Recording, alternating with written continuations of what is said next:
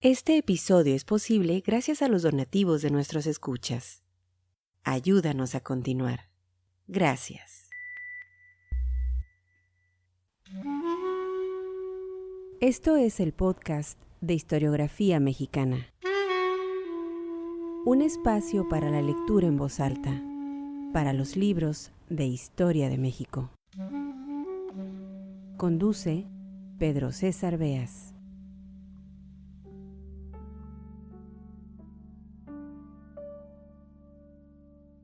Sean bienvenidos al podcast Historiografía Mexicana.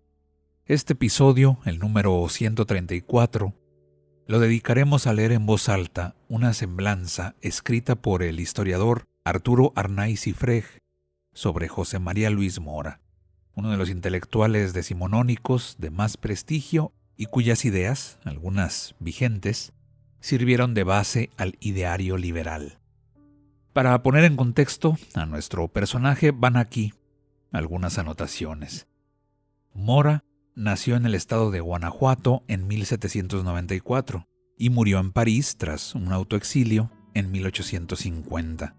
Es decir, habrá que ubicarlo en la primera mitad del siglo XIX. Fue sacerdote, político, escritor, ideólogo. Su grado, doctor en teología. La Revolución de Independencia significó para Mora y para su familia el perder gran parte de su fortuna. Fueron despojados de sus propiedades.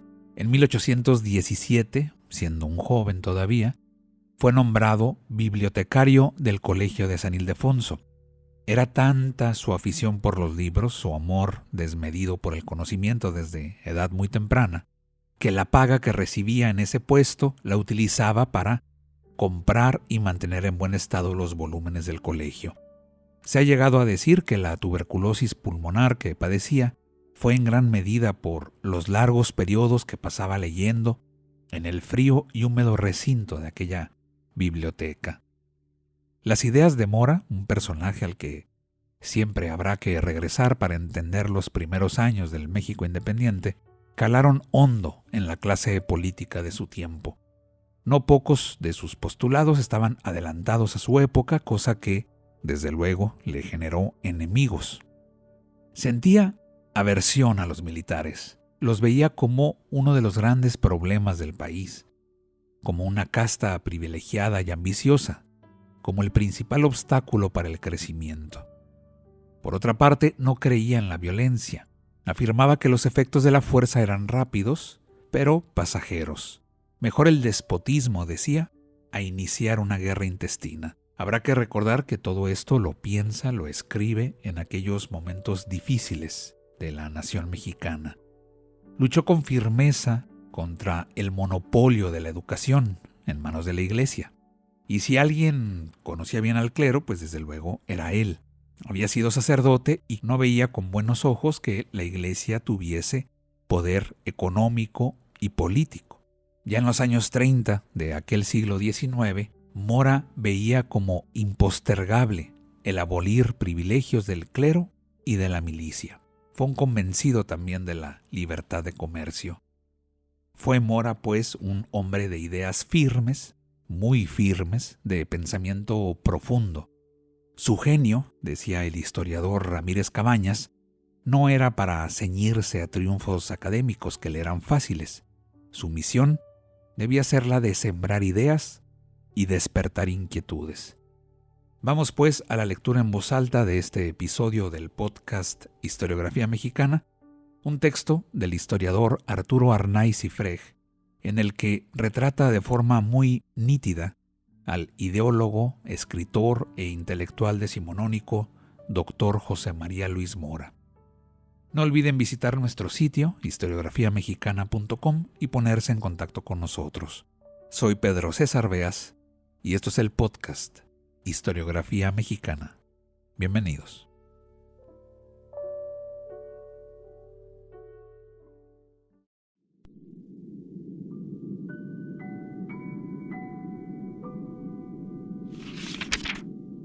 No tuvo el doctor Mora en su apariencia física nada que lo singularizase.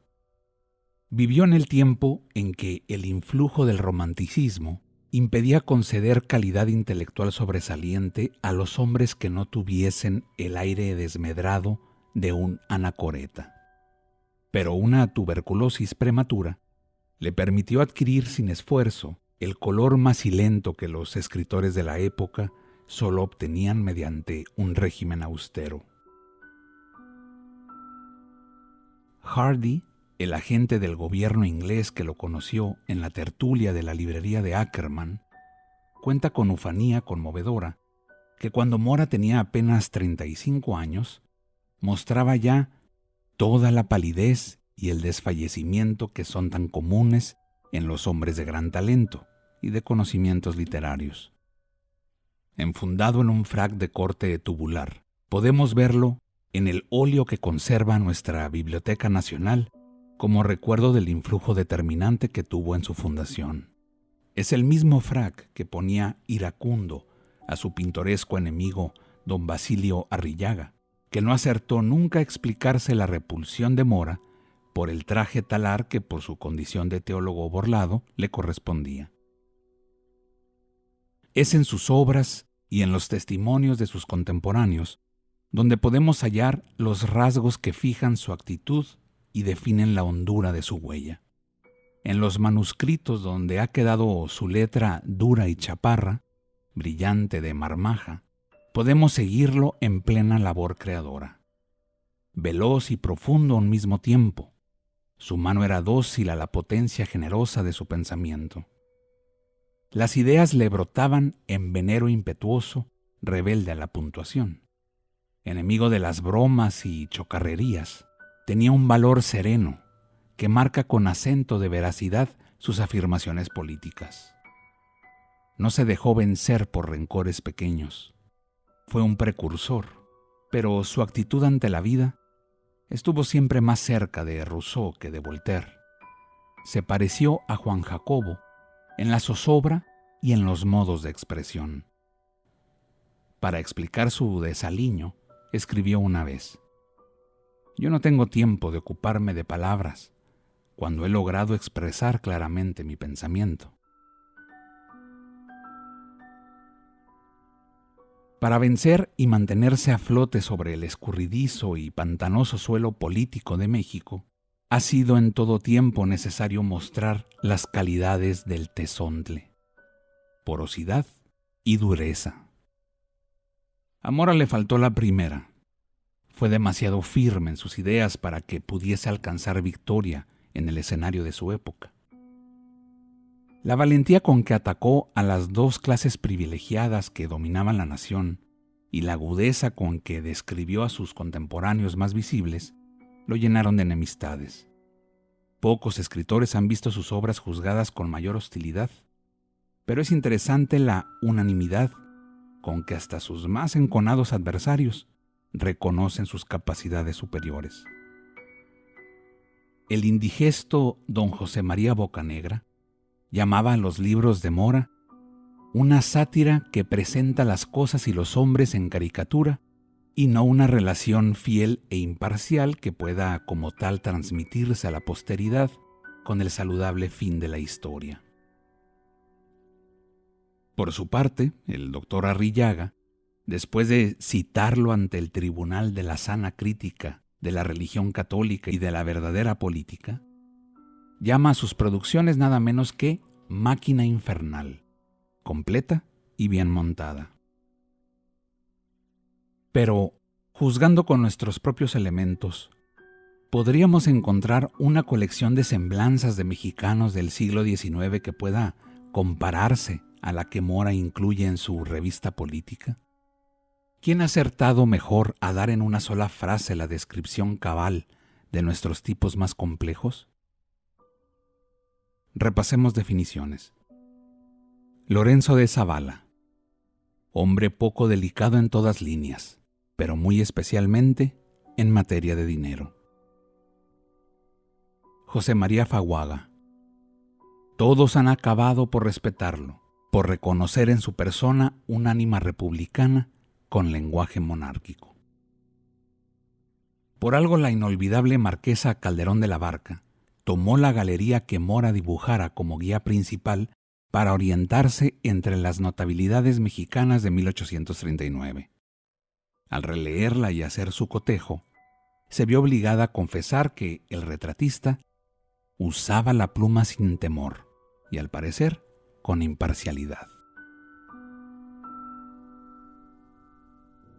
Por lo que hace a su doctrina política, Mora fue un liberal que se mantuvo oscilante entre Adam Smith y Jeremías Bentham. Reconocía que la nación se hallaba empobrecida por la acumulación de propiedades en un corto número de manos.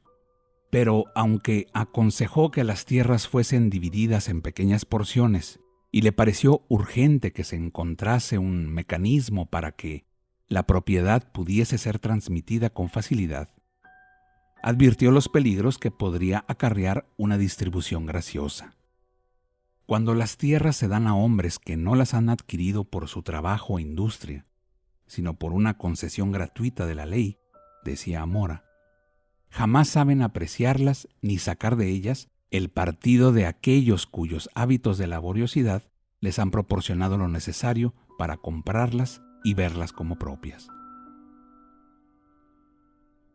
Dotado de un altivo individualismo, no creyó en la importancia de las masas, a las que consideraba dotadas de un movimiento maquinal, en todo semejante al instinto de los animales. Conocía el inestable equilibrio social de México, pero se negó a admitir que los males alcanzasen remedio si se utilizaba la violencia. Su táctica política forma curioso contraste con la de don Antonio López de Santa Anna.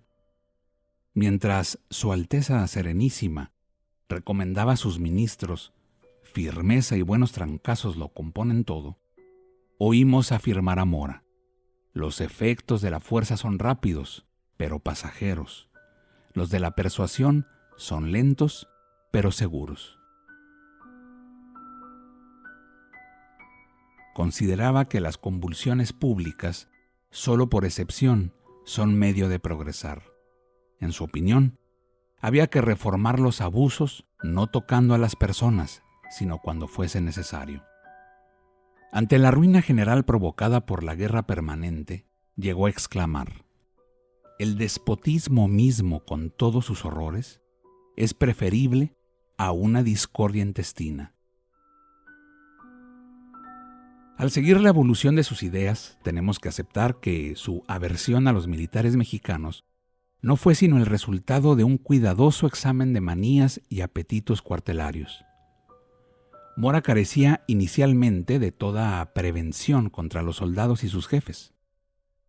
Cuando el ejército profesional encabezado por Iturbide consumó la independencia, no escatimó elogios a esa tropa aguerrida, pronta a sacrificarse por la libertad de su patria. Más tarde, sin embargo, tuvo que convencerse de que las ambiciones de los hombres de uniforme, su deseo de hacer fortuna y sus hábitos de insubordinación y de falta de respeto a las leyes eran el principal obstáculo para la vida fecunda del país. Fueron los jefes los que le merecieron más atenta vigilancia, porque sabía muy bien que en México las tropas siempre son de quien las manda. Pero Mora no se limitó a señalar solamente los males que la clase militar provocaba en la República. Había sido sacerdote y conocía como muy pocos los hábitos del clero católico que, heredero de las riquezas que se acumularon durante la colonia, tenía, aparte de su legítima influencia espiritual, un significado decisivo en lo económico y en lo político. Quizá por haber salido del santuario, sus golpes fueron más certeros. Se sintió rodeado de un pueblo en el que era casi imposible establecer las bases de la moral pública, porque constantemente hacía confusión entre los deberes sociales y los religiosos.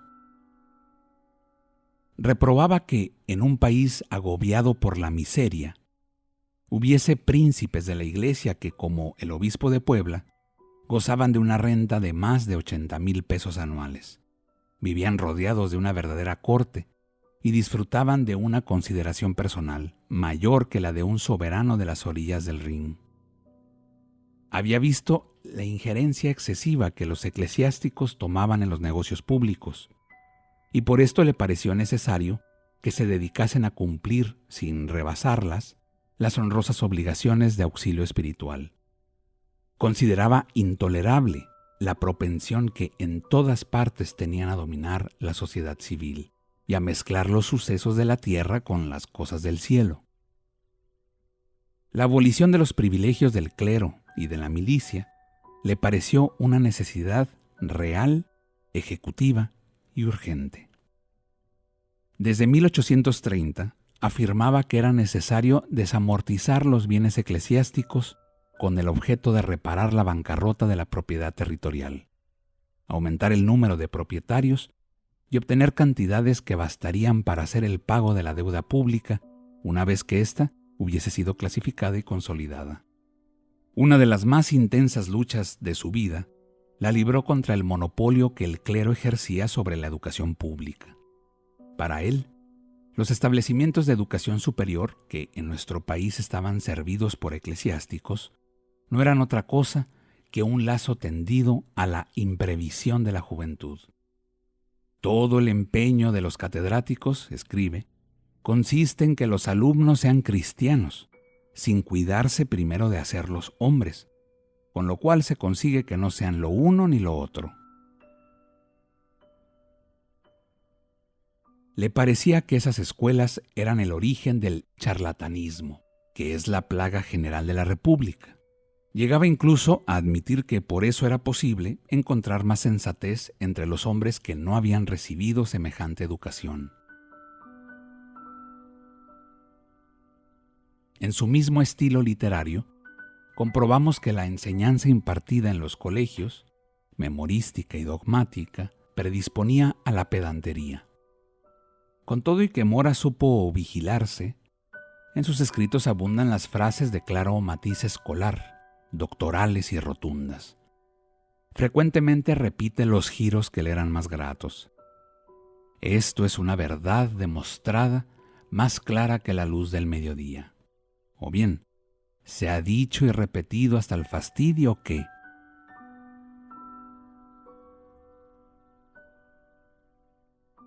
enemigo de la aplicación de la violencia y escéptico en cuanto a la eficacia de los movimientos colectivos, se propuso destruir los privilegios de militares y eclesiásticos mediante una revolución incruenta realizada desde arriba. Fracasó en el intento porque careció de tiempo para preparar a los espíritus y porque su brazo ejecutor flaqueó en una hora decisiva. A Mora corresponde el honor de haber puesto las bases de la enseñanza laica en México, al disponer con la propia mano el decreto justamente célebre de 19 de octubre de 1833. A él se debieron también no solo la definición de los principios fundamentales del Partido Liberal, sino toda una serie de medidas orientadas a su aplicación inmediata. Pues como él mismo dice, en la administración Farías se hablaba poco y se procuraba hacer mucho. En sus escritos de destierro vemos que su devoción por la libertad de comercio no sufrió mengua. Consideraba que el interés individual y no la protección siempre ruinosa de los gobiernos es lo que debe fijar la inversión de los capitales y determinar la industria de un país. A más de un siglo de distancia nos resulta fácil encontrarle omisiones y defectos. Fue la suya una filosofía para propietarios, y de acuerdo con ella, admitió desde luego la necesidad de un gobierno de tipo oligárquico. Pensaba que sin algún grado de opulencia, ningún pueblo puede ejercer ciertas virtudes sociales que hacen honor a los que las tienen. En realidad, y quizás sin que se lo propusiese concretamente, se convirtió en un campeón de los intereses de las clases medias. Quiso ver en el mando a un grupo selecto, una aristocracia de la inteligencia que debía dirigir los servicios sociales y los administrativos. En la excesiva riqueza del clero de su tiempo, vio no solo un obstáculo económico, sino también político, y como llegó a ser un antimilitarista convencido, dejó a los reformistas mexicanos un verdadero breviario de la libertad civil. Catecismo político lo llamaba él, usando uno de sus curiosos resabios eclesiásticos. Aunque afirmó varias veces que el oro que se adquiere sin trabajo no hace más que dar lustre a la miseria del que lo posee, no se libró de incurrir en las mismas caídas del liberalismo clásico. Su interés por los obreros no llegaba más allá de un deseo piadoso por mejorar su suerte en lo más indispensable.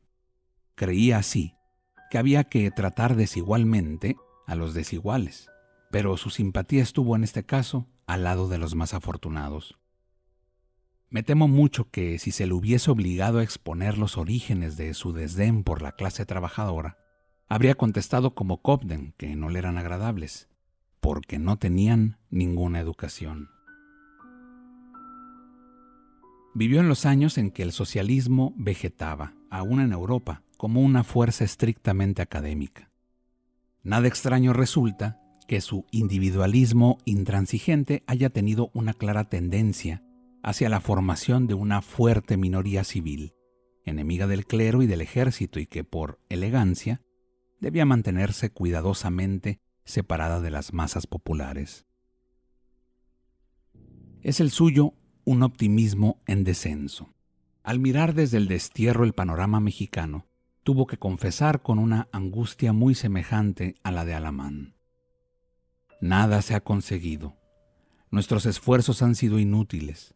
El mérito ha sido olvidado, la virtud abatida, la inhabilidad colocada en altos puestos y desatendidos los clamores de un pueblo reducido a la miseria y a la opresión. En el 48 no solo supo de nuestra gran derrota, sino que desde Londres le tocó presenciar la revolución comunista que incendiaba el continente europeo. Entristecido ante la primera crisis del liberalismo, escribió a Gómez Farías en una carta inédita que hasta ahora se conserva en Austin: las cosas por acá van mal, y el socialismo y el comunismo han perjudicado más el principio republicano que los esfuerzos de todos los reyes juntos. Aunque pueda juzgarse extraño, todavía hoy existen grupos a los que su ideario político parece demasiado progresista.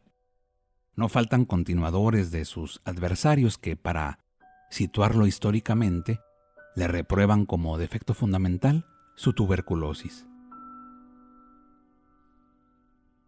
Mora fue uno de los escritores mexicanos que sintieron urgencia por tomar la pluma después de haber leído a don Carlos María de Bustamante. Desde 1825 empezó a organizar los elementos de la refutación que años más tarde publicó incompleta en París bajo el título de México y sus revoluciones. Porque tenía demasiadas cosas importantes que decir, no permitió que su mensaje quedara ahogado por datos accesorios. Sus obras históricas tienen un andamiaje documental que nunca peca por exceso. Un potente espíritu crítico le permitía llegar a los hechos esenciales y someter a ellos las ocurrencias secundarias. Por desgracia, esta capacidad de sacrificar el lastre, forma de valentía y decoro literarios, es cada día menos frecuente entre nuestros historiadores.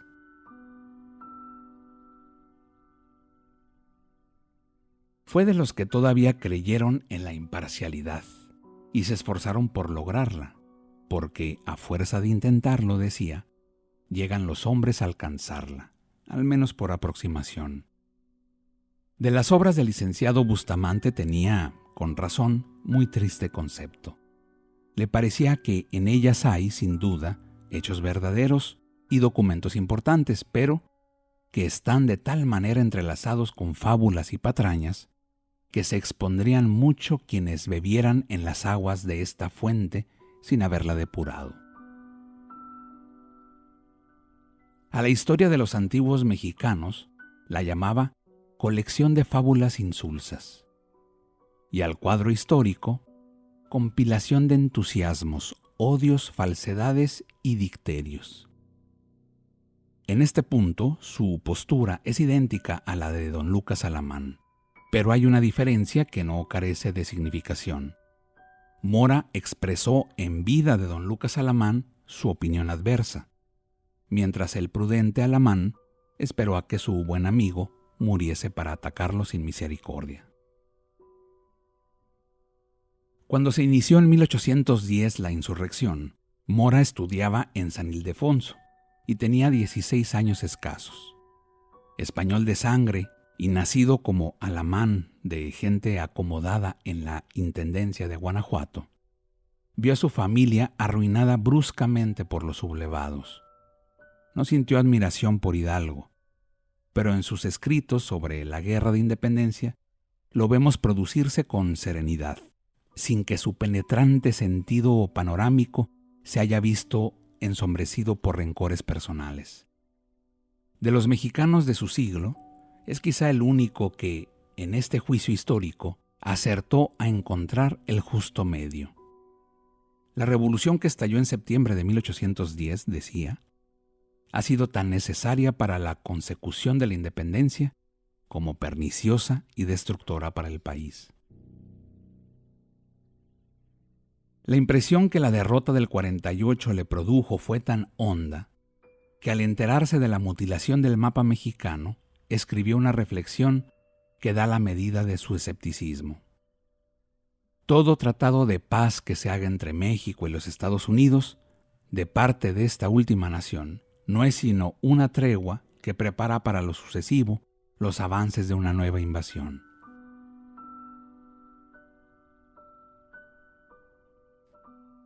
Veía los problemas nacionales con valerosa serenidad.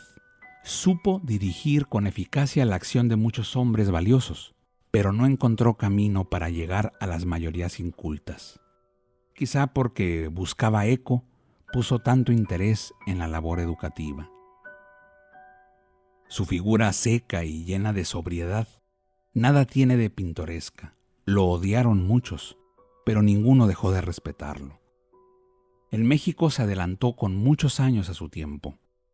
Aunque estaba bien informado de las corrientes europeas, no se limitó a ser un trasplantador servil, sino que supo observar lo mexicano con agudeza tal que todavía hoy, cuando leemos sus escritos, asalta como insistente ritornelo la frase justa de la marquesa de Calderón. Se dirá que el autor ha previsto las actuales circunstancias.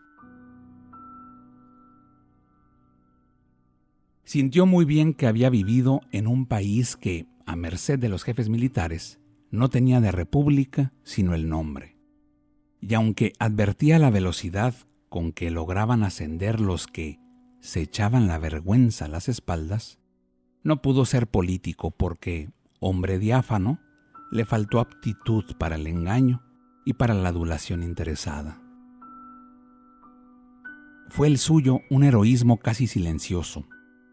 Agobiado por la tuberculosis y lejos de la patria, sabemos que en los días finales llevó con dolor su soledad.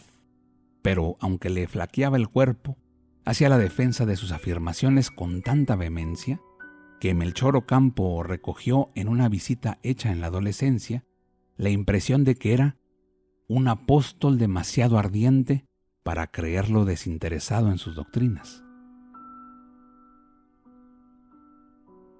En la primera parte de su vida, y por haber nacido en una familia muy decente, vivió como rentista. Pero esto no impidió que se adhiriese al Partido del Progreso desde que pudo pensar. En el destierro, pronto quedaron agotados los restos escasos de su fortuna personal, y hubiera perecido si la amistad de la familia Lizardi no le hubiera brindado, durante más de 6 años, por solo un efecto de patriotismo, 50 pesos cada mes. Pero si esas buenas gentes que no habían recibido de él favor alguno acudieron en su auxilio, en cambio, con excepción de Couto, ninguno de sus amigos de México lo ayudó en nada. En una carta a don Valentín Gómez Farías escribe decepcionado: me habrían visto perecer en la miseria con la mayor sangre fría. El 14 de julio de 1850 murió en París. Ninguno de los suyos estuvo junto a él. Fue su sirvienta mexicana, Juana Nava, la que le cerró los ojos. A ella dejó la herencia que en las últimas horas la buena mujer se atrevió a solicitarle: su retrato pintado al óleo en Londres, en sus días de embajador, el mejor retrato de su vida. Juana Nava fue traída a su país por cuenta del gobierno mexicano, y el cariño que sentía por la memoria de su amo le impedía tolerar que la más leve capa de polvo empañara su efigie. Para contemplarlo limpio y reluciente, todos los días lavaba la tela con estropajo y con jabón. A su celo debemos atribuir la pérdida definitiva del más fiel retrato que de Mora nos quedaba. Con razón decía don José María Luis que el tiempo todo lo borra y hace olvidar. Este episodio fue posible gracias a las amables donaciones de nuestros escuchas. Al convertirte en mecenas de este podcast, fomentas la lectura y la divulgación de la historia de México. Visítanos en historiografiamexicana.com.